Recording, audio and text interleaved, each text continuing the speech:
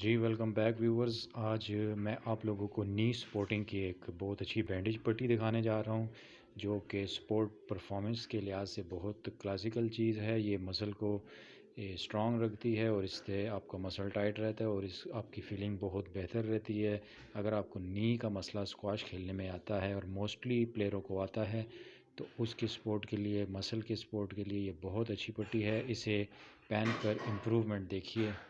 चलिए एक बार पहन के भी देखते हैं और आपको दिखाते हैं वीडियो में।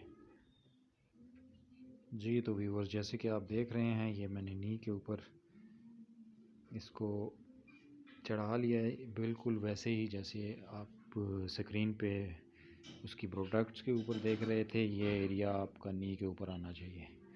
ये भी मुझे ऐसी फीलिंग हो रही है कि जैसे मेरी टांग का मसल बहुत ज़्यादा फिट हो गया है और इस तरह मुझे मेरी नी का मसला और पेन रिलीफ मिल रहा है और इस तरह मुझे स्क्वाश खेलने में भी आसानी होगी। आई होप कि आप लोगों को ज़रूर ये पसंद आएगी वीडियो।